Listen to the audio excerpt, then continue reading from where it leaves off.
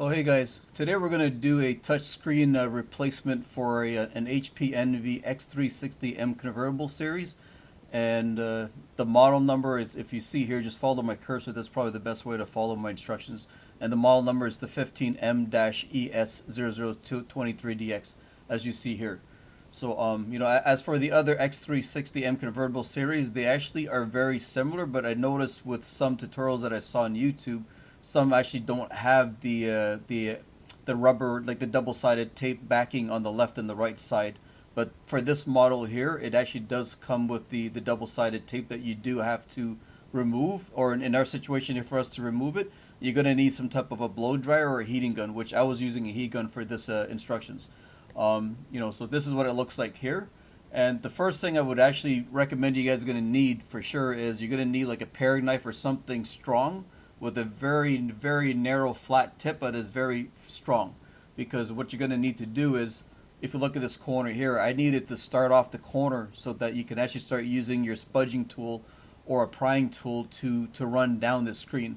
And I wouldn't advise using a paring knife. The only reason why you're seeing this in my instruction, because I use this a lot, because the one that actually I use, it's very, very strong. It's very tough and it doesn't bend, but it's very thin at the same time, where it can actually score off the corner here by allowing you to pry it open so that you can actually start off the process. Because the next thing you're going to do is actually, the rest of it's pretty simple. It's just very time consuming and tedious, because the double-sided tape for this model is so strong that you will actually have to heat up the back part of the your LCD screen bezel to loosen up the tape, so that it allows you to use your prying tool or a spudging tool to remove the screen easier. And if you see here, I was using one of my white ones that I have here. I just started it off here just to start slightly open it, because if you try to run it down, the chances of you running it down without heating it at the back end here, like behind here, you're going to probably break the screen. So I would suggest what you do is you use your blow dryer, because the blow dryer, I'm not sure how long it's going to take, but I would suggest putting in high heat and warming it up at the back end for at least a good 30 to 60 seconds at least. I mean, with my heating gun here on a low setting, all I needed to do was just run it down, up and down, about, I would say, 4 or 5 times. So you have to remember, right? So if you're starting off at the front corner here, right here, so just remember that you're going to heat up this corner here.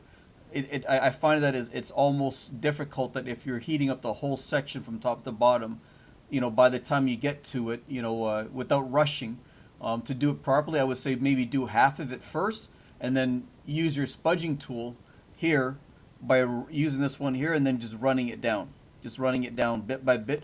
Because if you notice there's a lot of resistance, then you don't keep going, because the chances are your screen's going to crack. But if you actually hear the tape giving, you can hear like a crackling sound and stuff. Not a crackling sound, but when the tape starts to come loose, you will see what I'm talking about. Once you feel that it's not providing you a lot or giving you a lot of resistance, then you can keep going down. And then once you've gone down halfway, go back to this step here, and then heat down from the middle to the bottom, and go through the same process of working it all the way down to the bottom. And then it's exactly the same thing as what you would do for the left side too. And as you can see, once I heated up the middle to the bottom, your spudging tool will easily just release the screen without even chancing you on breaking the screen, because that's what you don't want. You don't want a broken screen, because it makes it very, very difficult to work with, because you can cut yourself. There's just too many factors that that would run into that if you end up breaking it. So just take your time, because this is one of those jobs where it doesn't come off in a couple of minutes, and you just got to take your time and just do it slowly. And then once you do it, it is very simple. So just remember, just heat up, start off from the top to the middle, and then use your spudging tool to work it all the way down from top to middle, and then you heat off. Once you've done that, you just leave your spudging tool right in the middle, behind the screen, just holding it open, and then you just heat up the middle and to the bottom, and then do exactly the same thing, and then just run it down. And as you can see here, once you've done that, it's very simple. I mean, so what you do is you run it down from here, and then running it across is very simple, because there's no tape there. So all you do is you're just using your spudging tool and working your way to the far left, and then you don't even need the paring knife for this corner, because once you heat up the backing from the top to the bottom middle again, which is exactly how you did on the right side, it would actually just work out the same way as when you're running it down to the bottom. You know, so and then once you actually have all of the adhesive, if you look at it here carefully here, this is the adhesive back I'm talking about, the double-sided tape.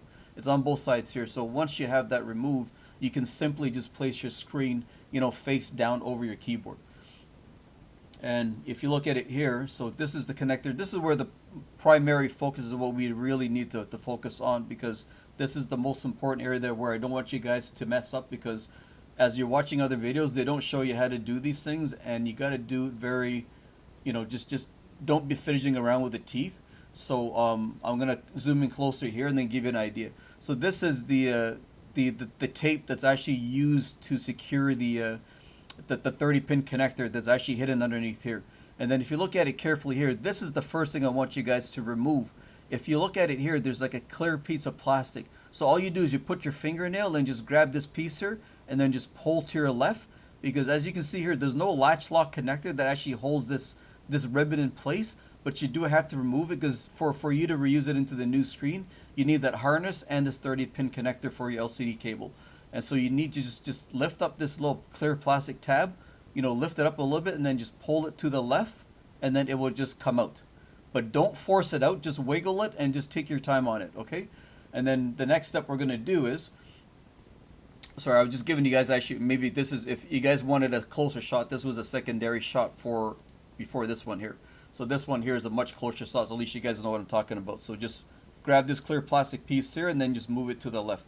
And as you can see here carefully, the ribbon is kind of just slid into this socket here. So once you move it to the left, it'll automatically detach itself, and there's no locking levers that will you know, that you'll break or anything. You just need to pull it towards this way, from the left to the left.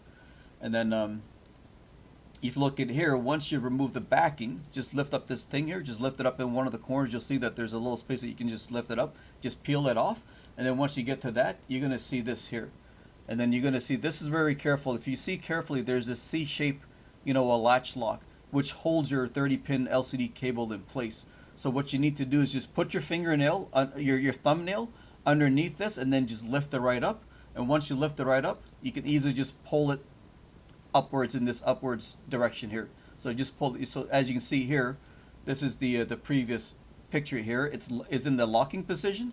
Then if you look at it here, it's actually unlocked, because I used my thumbnail to actually to lift it up. And then now that's in the unlock position. Then all you have to do is just pull it up towards this way, away from the socket here. If you just pull it in one quick motion or just wiggle it left and right, try not to spend a lot of time doing this, because you don't want to be shorting out your area like that. You know, I do a lot of screen replacements and stuff like that, and you really don't have to remove the battery to do this.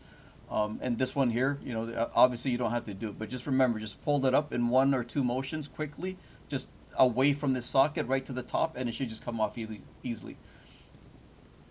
And the other thing is too here, as you can see here, this is removed. What I would do as a recommendation, which I kind of forget to sometimes to make a note in other tutorials, that the tape that you have here, the tape that's right there, what I would suggest doing is that fold it underneath so that you can cover up this whole metallic area, because when you're removing the screen, the last thing you want to do is this touching this, and then you can cause a short. So just fold over this tape underneath it so that you're sandwiching both ends, protecting it from touching any type of metal. And that's really important. I would suggest doing that. And just remember to move these two strips of tape here from this setup here, and then once you remove this, the whole screen, you'll be able to detach it. And this is what it looks like once it's completely detached. So this is the old screen, and to install the new screen, you're going to install the new screen in the same setup as this here. So just remove the screen that you see here, and then place your new screen in the exact same position right over top of your keyboard in every single corner, and all you have to do is connect it like this here. And remember to lock your latch lock back in there, and make sure it's nice and secure, because you want it completely flush in there. You know, just make sure all you have to do is just use your fingernail, your index finger, and then just squeeze it, push it on the way down from the left side, and squeeze and push it on the way down on the right side. And then you'll know that once it's in all the way, the only way of you knowing that you'll hear a little click, but at the same time, if you know that you can lock the whole arm and it's completely seated down, then you know you've done it right. You know, so and that's the other thing. And then as you can see here, I put in the connector back into the new screen assembly here. As you can see here, just make sure it's nice and straight. Make sure it's not on an angle where, you know, one end is 95% in, the other end's 100% in. You got to make sure it's just nice and straight and seated in properly. You know, and, you know, before you seal up the whole system too, just remember, and just remember that I actually have the LCD screen bezel facing on my table here. It looks like it's standing up, but it's actually not. This is the part where it's facing down. Okay, because I just wanted to see if it actually was going to power up, so I powered it on to see if it actually works 100%. And I tested the touch function, and it works perfectly fine.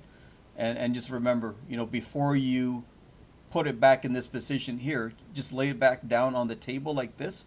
But before doing that, just remove the screen away from the LCD screen bezel, and don't forget to remove the double-sided the 3M tape that they actually put in the new screen, because if you don't remove the strip here, it's not going to stick to the your rear LCD bezel. So remove that on the left side and the right side, and here